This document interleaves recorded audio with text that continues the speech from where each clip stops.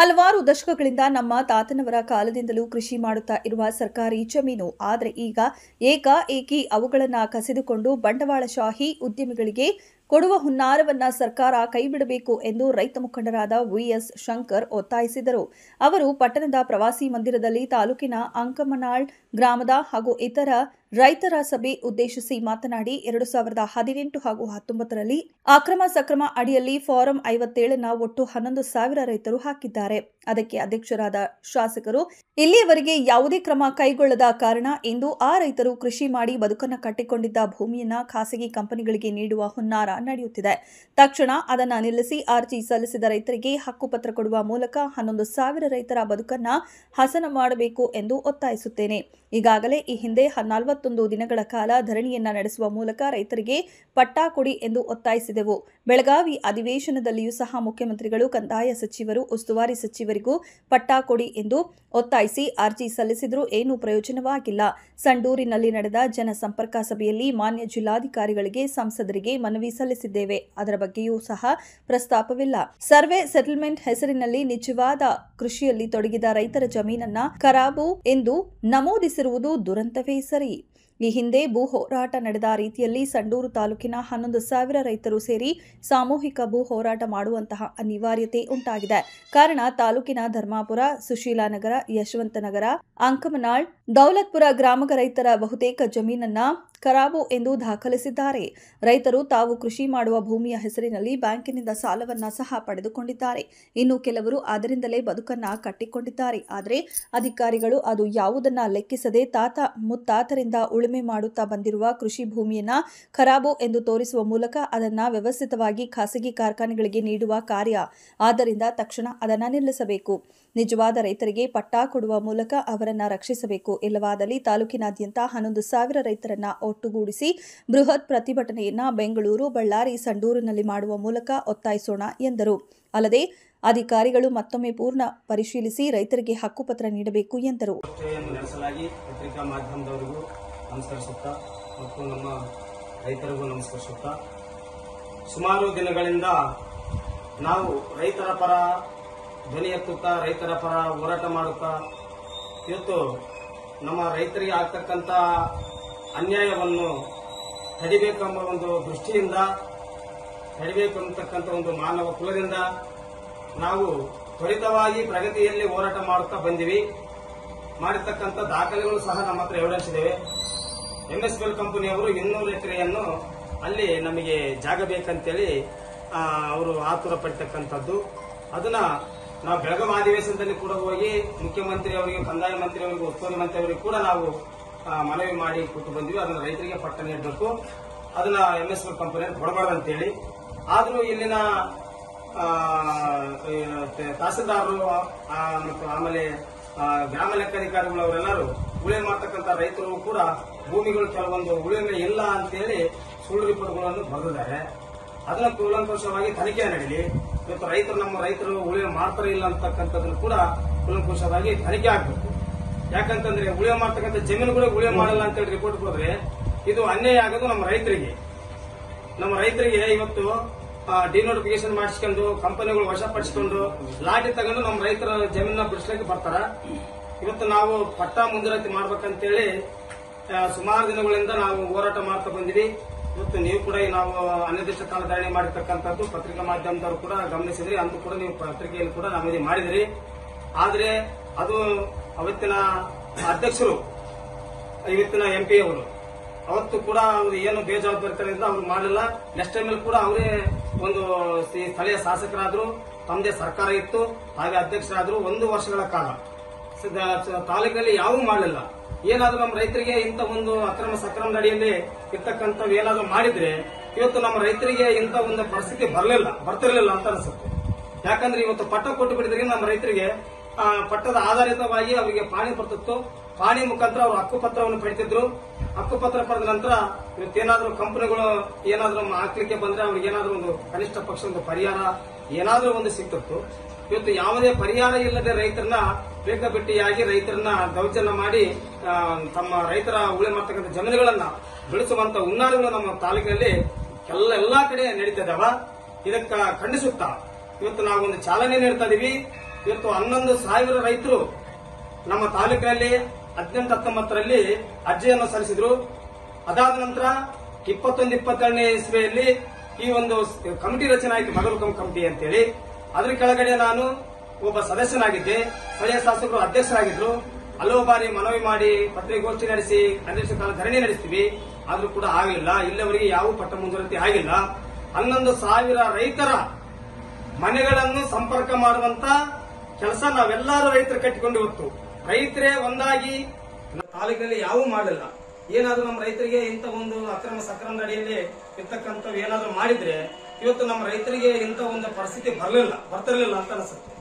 ಯಾಕಂದ್ರೆ ಇವತ್ತು ಪಟ್ಟ ಕೊಟ್ಟು ಬಿಟ್ಟಿದ್ರೆ ನಮ್ಮ ರೈತರಿಗೆ ಪಟ್ಟದ ಆಧಾರಿತವಾಗಿ ಅವರಿಗೆ ಪಾಣಿ ಬರ್ತಿತ್ತು. ಪಾಣಿ ಮುಖಾಂತರ ಅವರು ಹಕ್ಕುಪತ್ರವನ್ನು ಪಡಿತಿದ್ರು. ಹಕ್ಕುಪತ್ರ ಪಡೆದ ನಂತರ ಇವತ್ತೇನಾದ್ರೂ ಕಂಪನಿಗಳು ಏನಾದ್ರೂ ಹಾಕ್ಲಿಕ್ಕೆ ಬಂದ್ರೆ ಅವ್ರಿಗೆ ಏನಾದ್ರೂ ಒಂದು ಕನಿಷ್ಠ ಪಕ್ಷ ಒಂದು ಪರಿಹಾರ ಏನಾದ್ರೂ ಒಂದು ಸಿಗ್ತಿತ್ತು. ಇವತ್ತು ಯಾವುದೇ ಪರಿಹಾರ ಇಲ್ಲದೆ ರೈತರನ್ನ ಬೇಕಾಬಿಟ್ಟಿಯಾಗಿ ರೈತರನ್ನ ದೌರ್ಜನ್ಯ ಮಾಡಿ ತಮ್ಮ ರೈತರ ಉಳೆ ಮಾಡ್ತಕ್ಕಂಥ ಜಮೀನುಗಳನ್ನ ಬೆಳೆಸುವಂತ ಹುನ್ನಾರಗಳು ನಮ್ಮ ತಾಲೂಕಿನಲ್ಲಿ ಎಲ್ಲಾ ಕಡೆ ನಡೀತದವ. ಇದಕ್ಕ ಖಂಡಿಸುತ್ತಾ ಇವತ್ತು ನಾವು ಒಂದು ಚಾಲನೆ ನೀಡ್ತಾ ಇದೀವಿ. ಇವತ್ತು 11,000 ರೈತರು ನಮ್ಮ ತಾಲೂಕಿನಲ್ಲಿ 18-19ರಲ್ಲಿ ಅರ್ಜಿಯನ್ನು ಸಲ್ಲಿಸಿದ್ರು. ಅದಾದ ನಂತರ 21-22ನೇ ಇಸ್ವಿಯಲ್ಲಿ ಈ ಒಂದು ಕಮಿಟಿ ರಚನೆ ಆಯಿತು, ಮಗಲುಕಂ ಕಮಿಟಿ ಅಂತೇಳಿ. ಅದ್ರ ಕೆಳಗಡೆ ನಾನು ಒಬ್ಬ ಸದಸ್ಯನಾಗಿದ್ದೆ, ಸ್ಥಳೀಯ ಶಾಸಕರು ಅಧ್ಯಕ್ಷರಾಗಿದ್ರು. ಹಲವು ಬಾರಿ ಮನವಿ ಮಾಡಿ ಪತ್ರಿಕಾಗೋಷ್ಠಿ ನಡೆಸಿ ಅನಿರ್ದಿಷ್ಟಕಾಲ ಧರಣಿ ನಡೆಸ್ತೀವಿ, ಆದ್ರೂ ಕೂಡ ಆಗಲಿಲ್ಲ. ಇಲ್ಲಿವರೆಗೆ ಯಾವ ಪಟ್ಟ ಮುಂದುವರಿಕೆ ಆಗಿಲ್ಲ.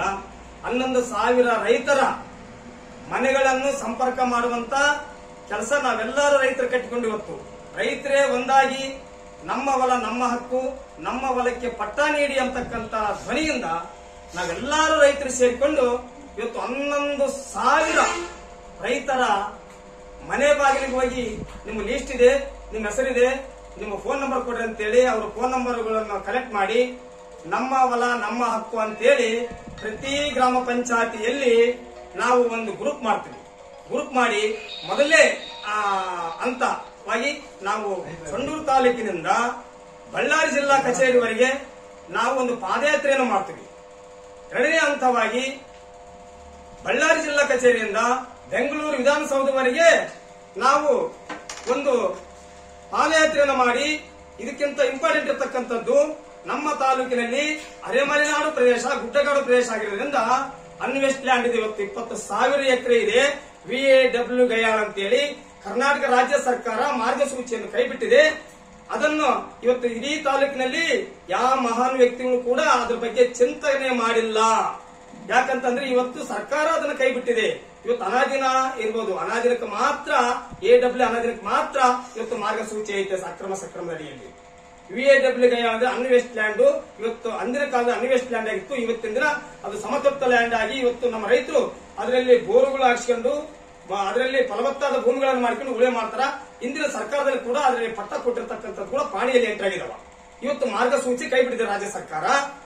ಅದರ ಸಂಬಂಧ ಇವತ್ತು ನಾವು ಬಹುದೊಡ್ಡ ಹೋರಾಟವನ್ನು ಮಾಡಿ ರಾಜ್ಯಕ್ಕೆ ಗಮನ ಸೆಳೆದು ರಾಜ್ಯದ ಮುಖ್ಯಮಂತ್ರಿ ಗಮನ ಸೆಳೆದಂತ ಕೆಲಸ ನಾವು ಬೆಂಗಳೂರಿಗೆ ಕೂಡ ಹೋಗಿ ವಿಧಾನಸೌಧದ ಮುಂದೆ ಒಂಟಿಗಾಲೆಯಲ್ಲಿ ನಿಂತುಕೊಂಡು ನಮ್ಮ ರೈತರಿಗೋಸ್ಕರ ಈ ಒಂದು ಕೆಲಸ ಮಾಡ್ಬೇಕಂತೇಳಿ ನನ್ನ ಕಲ್ಪನೆ ಇದೆ. ಜನಕ 20,000 ಎಕರೆ ಇವತ್ತು ಹೋಲಾಗಿ ಹೋದದ್ದು. ಇವತ್ತು ಫ್ಯಾಕ್ಟರಿಗಳಿಗೆ, ಇಂಡಸ್ಟ್ರಿಗಳಿಗೆ, ಇವತ್ತು ಸೋಲಾರ್ಗಳಿಗೆ, ಮೈನಿಂಗ್ಗಳಿಗೆ ಹಾಳಾಗಿ ಹೋಗುತ್ತೆ. ನಮ್ಮ ಇರ್ತಕ್ಕಂಥ ಹಿಂದುಳಿರ್ತಕ್ಕಂಥ ಇರ್ಬೋದು, ದಲಿತರಿರ್ಬೋದು, ಎಲ್ಲಾ ಸಮಾಜದಲ್ಲಿ ಬಡವರಿದ್ದಾರೆ. ಆ ಬಡವರಿಗೆಲ್ಲ ಅನ್ಯಾಯ ಆಗುತ್ತೆ. ಅನ್ಯಾಯ ಆಗತಕ್ಕಂಥ ತಡಿಬೇಕಂತೇಳಿ ಬಹು ದೊಡ್ಡ ಹೋರಾಟದ ಕಿಚ್ಚನ್ನು ಹಚ್ಚಬೇಕಂತಕ್ಕಂಥ ಕುಮಾರಸ್ವಾಮಿಯ ಈ ಆರಾಧ್ಯ ದೈವ ಆಗಿರ್ತಕ್ಕಂಥ ಕುಮಾರಸ್ವಾಮಿಯ ಕೃಪಾ ಕಟಾಕ್ಷದಿಂದ ಒಂಟಿಗಾಲಿನ ವಿಧಾನಸೌಧದ ಮುಂದೆ ನಿಂತು ಇಡೀ ರಾಜ್ಯದ ಗಮನವನ್ನು ಸೆಳೆತೀನಿ ಅಂತೇಳಿ ನಾನು ಈ ಪತ್ರಿಕಾ ಮಾಧ್ಯಮದ ಮುಂದೆ ನಾನು ನೀಡ್ತಾ ಇದ್ದೀನಿ ಹೇಳಿಕೆಯನ್ನು. ಯಾಕಂತಂದ್ರೆ ಅನ್ಯಾಯ ಅನ್ಯಾಯ ಅನ್ಯಾಯ ಎಲ್ಲಿಯವರಿಗೆ ಅನ್ಯಾಯವನ್ನು ನೋಡಬೇಕು ನಮ್ಮ ರೈತರು. ಇವತ್ತು ನಮ್ಮ ರೈತರಿಗೆ ಆಗ್ತಕ್ಕಂಥ ಅನ್ಯಾಯವನ್ನು ನಾವು ಸಹಿಸಲಾರದೆ ನಾನೊಬ್ಬನು ಈ ಒಂದು ತಾಲೂಕಿನಗೋಸ್ಕರ ಬಲಿದಾನವಾದ ಚಿಂತೆ ಇಲ್ಲ, ಹೋರಾಟ ಮಾಡಿ ಈ ಒಂದು ನಮ್ಮ ರೈತರಿಗೆ ಕೊಡಬೇಕಂತಕ್ಕಂಥ ನಿರ್ಣಯಕ್ಕೆ ನಾನು ಬಂದಿದ್ದೀನಿ. ಈ ಕುಮಾರಸ್ವಾಮಿ ಆಣೆಗೆ ನಾನು ಸುಳ್ಳಲ್ಲ ಹೇಳ್ತಾ ಇರೋದು. ಯಾಕಂತಂದ್ರೆ ಇವತ್ತು ಈ ಕಡೆ ಹೋದ್ರೆ ಇವತ್ತು ಸರ್ವೆ ಸೆಟಲ್ಮೆಂಟ್ ಅಲ್ಲಿ ಆಗಿರ್ತಕ್ಕಂಥದ್ದು ನೋಡಿದ್ರೆ ಬಹಳ ನೋವಾಗುತ್ತೆ. ನಮ್ಮ ರೈತರಿಗೆ 5 ಎಕರೆ ಇರ್ತಕ್ಕಂಥ ಜಮೀನ 2 ಎಕರೆ ಮಾಡಿದ್ರ, ಆ ಕರಬು ಈ ಕರಬು ಅಂತೇಳಿ. ಇನ್ನು ಎಷ್ಟು ಅನ್ಯಾಯ ಮಾಡ್ತಾರೆ ನಮ್ಮ ರೈತರನ್ನ. ರೈತರೇ ಎದ್ದೇಳಿ ಅಂತಕ್ಕಂಥ ಧ್ವನಿಯಿಂದ 11,000 ರೈತರನ್ನ ಮತ್ತು ಸರ್ವೆ ಸೆಟಲ್ಮೆಂಟ್ ಇರ್ತಕ್ಕಂಥ ಇನ್ನೊಂದು ರೈತರನ್ನ ಎಲ್ಲಾನು ಒಗ್ಗೂಡಿಸಿದ ನಂತರ ಬಹು ದೊಡ್ಡ ಹೋರಾಟಕ್ಕೆ ಈ ಒಂದು ಸಂಡೂರನ್ನ ನಿಮ್ಮೆಲ್ಲರ ಆಶೀರ್ವಾದದಿಂದ, ಪತ್ರಿಕೆ ಮಾಧ್ಯಮರ ಆಶೀರ್ವಾದದಿಂದ, ಜನರ ಆಶೀರ್ವಾದದಿಂದ, ಎಲ್ಲರ ಆಶೀರ್ವಾದದಿಂದ ನಾನೊಬ್ಬ ಸಣ್ಣವನಾಗಿ ಕಿರಿಯವನಾಗಿ ನಾನೆಲ್ಲರಿಗೂ ಈ ತಾಲೂಕಿನ ಮನೆ ಮಗನಾಗಿ ಈ ಹೋರಾಟವನ್ನು ಮಾಡ್ತಂತೇಳಿ ನಿಮ್ಮ ಪತ್ರಿಕೆ ಮಾಧ್ಯಮದಲ್ಲಿ ನಾನು ಹೇಳ್ಕೊಂಡು ಇರ್ತಾ ಇದ್ದೇನೆ. ಅದರ ಮೇಲೆ ಅರ್ಜಿಗಳು ಸಲ್ಲಿಸಿರ್ತಕ್ಕಂಥ ಪಟ್ಟಿ ಇದು. ತಾವು ಹೇಳಿದ್ರಿ ಈ ಹಿಂದೆ 2011ರಲ್ಲಿ ಸರ್ಕಾರ ಅವಾಗೊಂದು 11,000 ಜನಕ್ಕೆ 53 ಹಾಕಿದ್ರಿ, 757 ಹಾಕಿದ್ರಿ ಅಂತ ಹೇಳಿದ್ರಿ. ಈಗ ತಾವು ಕೂಡ ಕಮಿಟಿಯಲ್ಲಿ ಸ್ವಲ್ಪ ಸದಸ್ಯರಾಗಿದ್ರು ಕೂಡ. ಈ ತಮ್ಮದೇ ಸರ್ಕಾರ ಇದ್ದಾಗ ತಾವು ಯಾಕೆ ರಾಜ್ಯ ಸರ್ಕಾರಕ್ಕೆ ಒತ್ತಾಯ ಮಾಡಲಿಲ್ಲ? ರಾಜ್ಯ ಸರ್ಕಾರಕ್ಕೆ ಒತ್ತಾಯ ಮಾಡಿದ್ವಿ. ಆಗಿನ ಸಚಿವರಾಗಿರ್ತಕ್ಕಂಥ ಕಂದಾಯ ಸಚಿವರು ಅಶೋಕ್ ರವರ ಹತ್ರ ಕೂಡ ಹೋಗಿ ಹೇಳಿದ್ವಿ. ಸ್ಥಳೀಯ ಶಾಸಕರು ಆ ಒಂದು ಕಮಿಟಿಗೆ ಅಧ್ಯಕ್ಷರಾಗಿರ್ತಾರ, ಅವ್ರ ಮುಖಾಂತರ ಆ ಕಮಿಟಿ ಜರುಗಬೇಕು. ಅವ್ರ ಮುಖಾಂತರನೇ ಅದೇನಿದ್ರು ಕಮಿಟಿಯಲ್ಲಿ ಯಾರು ಸಾಗುವಳಿ ಮಾಡ್ತಾರೆ, ಯಾರು ಸಾಗುವಳಿ ಮಾಡಲ್ಲ ಅಂತೇಳಿ ನೀವೇ ತೀರ್ಮಾನ ತಗೊಂಡು ಪಟ್ಟ ಮುಂದುವರಿಕೆ ಮಾಡ್ಬೇಕಂತ ಒಂದು ಮಾತನ್ನು ಹೇಳಿ ಕಳಿಸ್ತೀವಿ. ಅಲ್ಲಿಂದ ಇಲ್ಲಿವರೆಗೆ ಆಗಿಲ್ಲ. ಅವತ್ತಿನ ದಿನ ಸರ್ಕಾರ ಅವ್ರದೈತೆ ಅಂತ ಹೇಳಿದಂತ ಶಾಸಕರು ಮತ್ತೆ ತಾವು ಶಾಸಕರಾದ್ರು, ಮತ್ತೆ ತಮ್ಮದೇ ಸರ್ಕಾರ ಬಂತು. ತಾವೇನು ಮಾಡಿದ್ರು 1 ವರ್ಷದೊಳಗೆ? ಅದಕ್ಕೆ ಉತ್ತರ ನೀಡ್ತಾರೆ ಇವರು. ಒಂದು ಕಂಪನಿ ವಿರುದ್ಧ ಆರೋಪ ಮಾಡಿದ್ರಿ. ನೀವು ಈ ಪತ್ರಿಕಾಗೋಷ್ಠಿ ಕರೆದ್ರ ಉದ್ದೇಶ ಯಾವ ಕಂಪನಿ ವಿರುದ್ಧ ಅಥವಾ ಯಾವ ಲ್ಯಾಂಡಿನ ವಿರುದ್ಧ?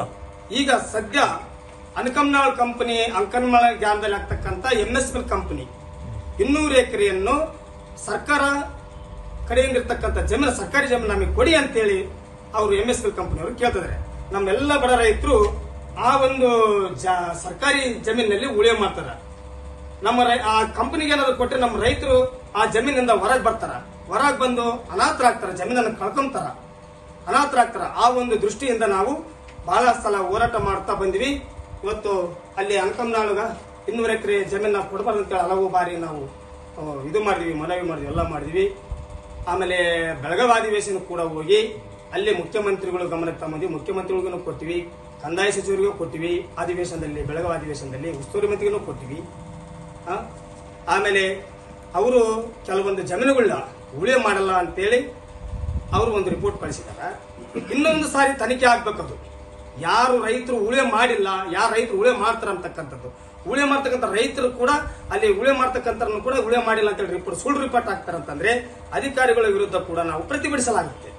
ಈಗ ಅಲ್ಲಿ ಲ್ಯಾಂಡ್ ಹೋಗಿರ್ತಕ್ಕಂಥ ಭೂಮಿಗಳು ತಮ್ಮ ಯಾವ ಊರು? ತಮ್ದು ಯಾವ ಊರು? ನಿಮ್ದು ಅಂಕನ್ಮಾಳ. ಎಷ್ಟು ಎಕರೆ ಲ್ಯಾಂಡ್ ಹೋಗಿದೆ? ನಿಮ್ಮ ಎಷ್ಟು ಎಕರೆ ಹೋಗಿದ್ದಾವೆ? ಅಲ್ಲಿ ಸುಮಾರು ಒಂದು 220 ಎಕರೆ ಸರ್. ನಿಮ್ದು ಎಷ್ಟು ಎಕರೆ ಆಗಿದೆ? ನಮ್ಮ ಕುಟುಂಬದ ಒಂದು 13 ಎಕರೆ. 13 ಎಕರೆ. ನಿಮ್ಗೇನು KKRDBಯಿಂದ ಏನದು ಅಥವಾ ನೋಟಿಸ್ ಅನ್ನು ಬಂದವ? ನಿಮಗೆ ಏನು ಬಂದಿಲ್ಲ? ನಿಮಗೆ ಪಟಾಪಾಣಿ ಇದಾವ? ಮತ್ತೆ ಯಾವ ಸರ್ಕಾರದ ಇದರಲ್ಲಿ ಇದಾವ? ಅದರಲ್ಲಿ ನೀವು ಸಾಗುವಳಿ ಮಾಡ್ತಿದ್ರಿ? ನಮ್ದೆಲ್ಲ ಅದೇ ಪಟ್ಟ. ನಿಮ್ಗೆ ಯಾವ ಪಟ್ಟಗಳಿಲ್ಲ, ನೀವು ಸಾಗುವಳಿ ಮಾಡ್ತಿದ್ರಿ ಅಷ್ಟೇ. ಸಾಗುವಳಿ ಮಾಡ್ತಾರೆ. ನೀವೆಲ್ಲ ಯಾವ ಕಾಸ್ಟ್, ಯಾವ ಜನಾಂಗದ? ನೀವೆಲ್ಲ ನಾಯಕರು? ಏನು ಹೆಸರು? ನಿಮ್ಮ ಹೆಸರು? ಶಿವಣ್ಣ. ಎಷ್ಟು ಎಕರೆ ನಿಮ್ದು? ನಿಮ್ದು 4 ಎಕರೆ ಐತೆ. ನಿಮ್ದು ಎಷ್ಟು? ನಿಮ್ಮ ಹೆಸರು ಏನು? ಈರಪ್ಪ. ಎಷ್ಟು? ನಿಮ್ದು ಎಷ್ಟು ಎಕರೆ ಐತಿ? ನಿಮ್ಮ ಹೆಸರು? ಎಷ್ಟು ಎಕರೆ ನಿಮ್ದು? 9 ಎಕರೆ ಐತಿ.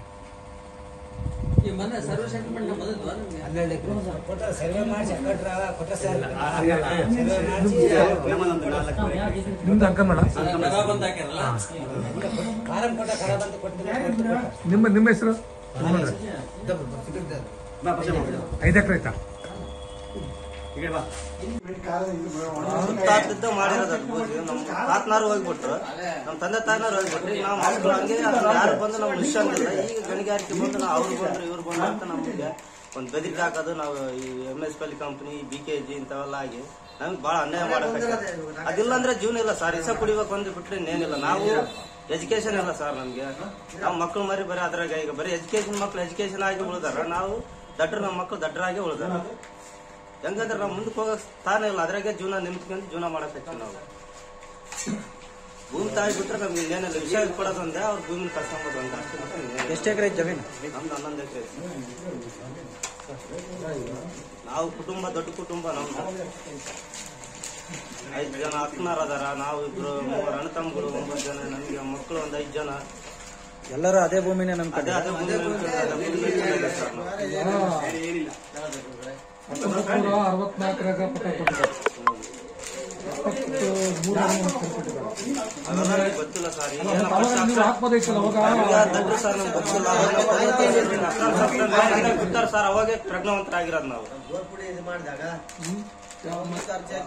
ನಮ್ಮ ಅಕ್ರಮ ಸಕ್ರಮ ಮೇಲ್ ಬಿಟ್ರು ಸರ್, ಅವಾಗ ನಾವು ಪ್ರಜ್ಞಾವಂತರಾಗಿ ಈಗ 93ರಾಗ 7.2 ಕೊಟ್ಟಾರ ಅರ್ಜಿ ಹಾಕಿರಿ. ಅವಾಗ ಕೊಟ್ಟಿರೋದಾಗ ನಾವು ಈಗ ಈಗ ಮಾಡ್ತಾ ಇದ್ದೀವಿ.